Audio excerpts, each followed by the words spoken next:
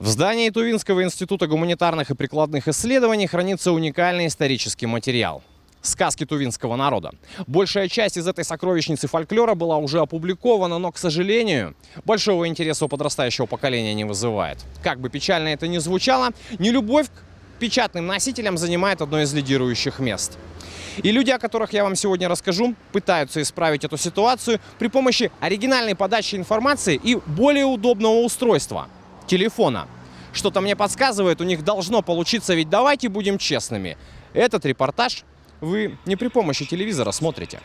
Антон Тарханов называет себя программистом-энтузиастом. Несколько месяцев назад он начал разрабатывать игру для мобильного телефона, сюжет и стилистика которой основана на тувинском фольклоре. Ответ Тарханова на вопрос о том, почему именно сказания глубокой древности вдохновили его на создание игры, состоит из двух частей. Во-первых, потому что я здесь родился, я вырос, я чувствую себя тувинцем, да, это дань уважения земле, которая меня взрастила. Во-вторых, тувинский фольклор невероятно прекрасен, колоссален, глубокий, там очень много того важного, что сегодня как бы немножко смывается и размывается, в том числе за счет того потока контента, который на нас оказывается, который разрабатывается в абсолютно других странах, для абсолютно других целей. Поэтому, конечно, это в первую очередь все-таки воспользоваться тем технологическим рывком, в котором мы находимся сейчас, но приложить к нему то, что для нас важно и ценно. Это наши культурные ценности этой земли, нашего народа. Подробности сюжета игры автор пока не раскрывает, но, как удалось узнать нашей съемочной группе, помимо легко узнаваемого тувинского колорита, в игре присутствует горловое пение хоумей, разные стили звучания которого будут придавать герою магическую силу. Создать игру для Антона Тарханова стало настоящим вызовом. В игровой индустрии созданием одного приложения занимаются десятки, если не сотни людей, а он стал программистом, исследователем, сценаристом и звукорежиссером в одном лице. Все усилия ради одной цели – идеи проекта. Высшая цель – сохранить максимально те каноны и те рамки, которые были обозначены в тувинских народных сказках, как они передавались, но при этом привнести как раз какие-то технологические истории, ну и привнести немножко вот этого интерактива, который сегодня так важен в особенности для детей. В социальной сети ВКонтакте Антон Тарханов публикует короткие видеодневники создания игры. А 19 июля этого года автор попросил своих подписчиков сделать репост записи тувинских сказаний. Это даст возможность каждому, кто разместит у себя на странице пост о игре, осенью принять участие в бесплатном тестировании проекта. В первую очередь это позволит выявить ошибки, которые, возможно, будут допущены при создании приложения. В игровой индустрии это называется бета-тестирование. Такая помощь Тарханову просто необходима. Он работает над проектом один, но в таком шаге есть не только технически-производственная ценность.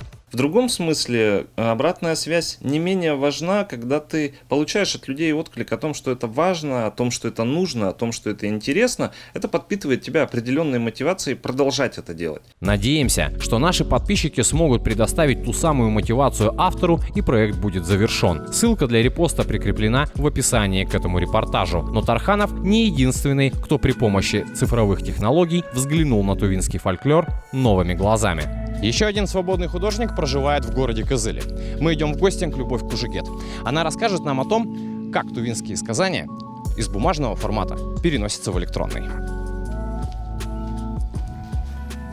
Любовь Кужегет с детства любила рисовать, но с недавнего времени отложила краски и холсты, взяла в руки электронный планшет. Один из уже реализованных проектов – набор наклеек, стикеров. Каждый самоклеющийся рисунок в художественной форме подчеркивает особенности тувинского быта, а флаг республики в форме сердца заслуживает отдельного внимания. Первая проба пера была отпечатана в домашних условиях. Автор хотела узнать, заинтересована ли аудитория в таком формате искусства. Тогдашний эксперимент закончился очень удачно, и у меня практически всю партию очень быстро раскупили. С тех пор я набиралась уверенности, что да, это действительно нужно людям. Скромная художница с волнением рассказывает о своем новом творческом шаге – электронном комиксе по мотивам сборника тувинских сказок «Маат Падар».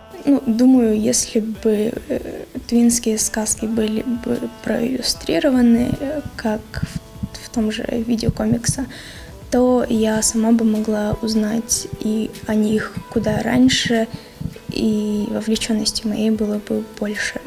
То есть я была не осведомлена о большей части многих сказок, которые вообще существуют.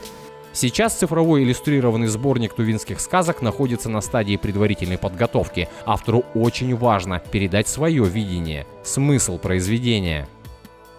Моя задача заключается в том, чтобы люди, которые современные, которые привыкли больше читать про чувства, могли понять персонажа, сопереживать ему.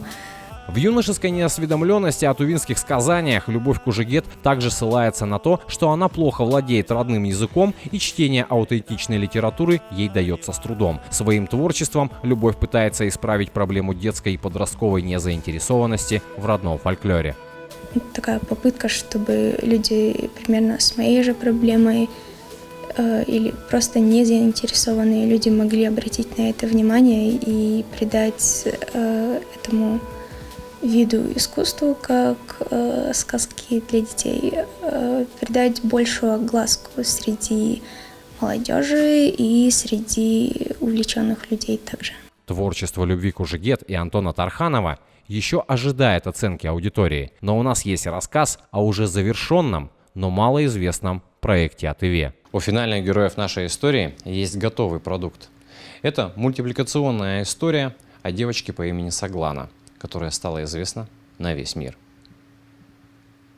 Это кадры из кукольного мультфильма под названием «Там, где зима», рассказывающего о подвиге 4-летней Согланы. Зимой 2017 года девочка прошла 8 километров в 40-градусные морозы, чтобы спасти слепого дедушку. Это может показаться странным, но экранизировать героическую историю решили не в Тыве, а в Санкт-Петербурге. Одна из участниц съемочной группы, которая сейчас проживает в Черногории, рассказала редакции 108 канала о том, как зародилась идея кукольной анимации юной и отважной девочки.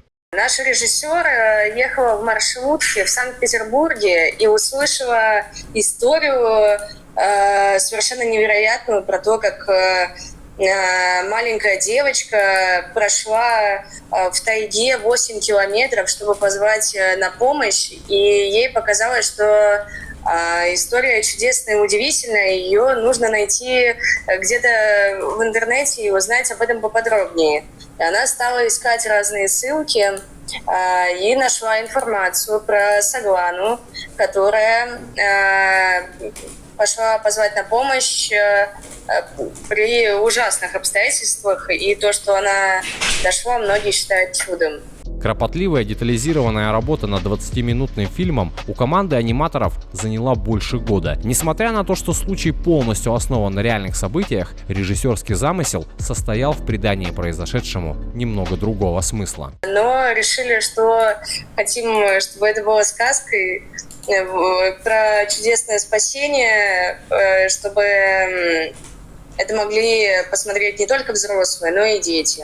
Если задуматься, то такой подход наших героев наяву доказывает, насколько самобытные и глубоки тувинские сказки. Они передают и объясняют причины и реалии нашей современной жизни. А новые технологии открывают эти же истории заново, вдыхая в них новую анимационную жизнь. Делаются эти сложные трудоемкие шаги в первую очередь для того, чтобы наши дети знали и изучали тувинскую историю. Специально для наших подписчиков.